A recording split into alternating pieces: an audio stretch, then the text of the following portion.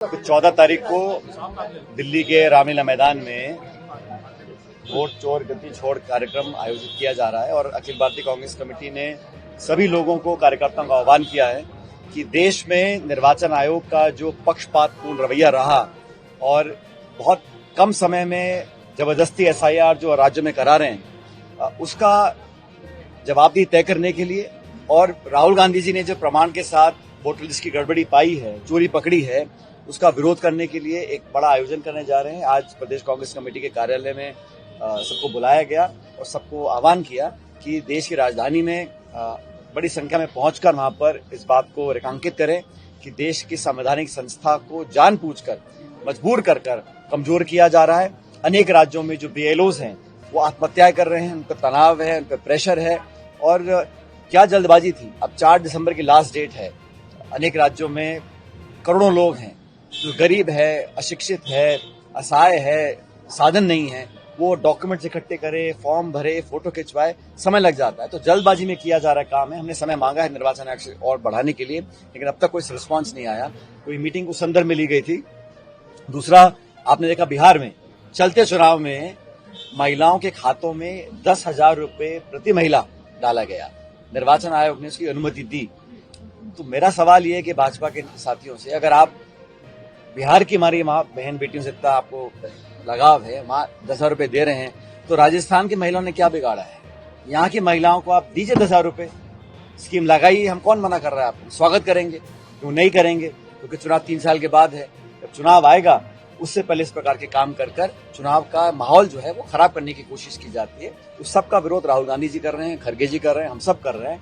लेकिन एसआईआर हो, voter list को शेयर ना करना हो, पोलिंग बूथ के अंदर सीसीटीवी की फुटेज को डिस्ट्रॉय करने की बात हो, मुख्य चुनाव आयोग का जो चयन प्रक्रिया है उसमें बदलाव करने की बात हो, ये तमाम संकेत इशारा करते हैं कि नीति और नियत दोनों गलत है इलेक्शन कमीशन की। इलेक्शन कमीशन एक बहुत ही नाजुक संस्था है जो जिम्मेदारी रखती है देश की लोकतंत्र को प्रबल और जीवित रखने का। उसमें अगर पारदर्शिता नहीं होगी, पक्षपात होगा, आरोप लगेंगे, सफाई नहीं दी जाएगी, तो ये आने वाले भविष्य के लिए अच्छा संकेत नहीं है। बहरहाल कांग्रेस पार्टी चुनौती के लिए पूरी तरह तैयार है। आने वाले समय में हम और मजबूती से काम करेंगे।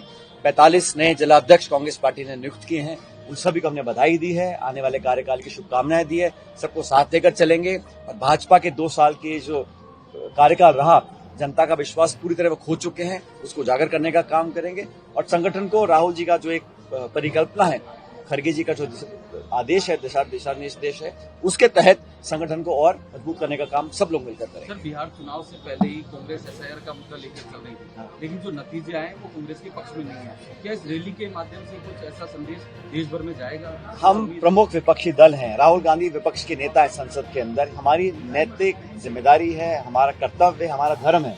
अगर कुछ अनैतिक होता है, गलत होता है, परंपराओं के विपरीत होता है, संविधान कानून का अवहेलना होती है, हम जनता की आवाज बनकर आगे बढ़े।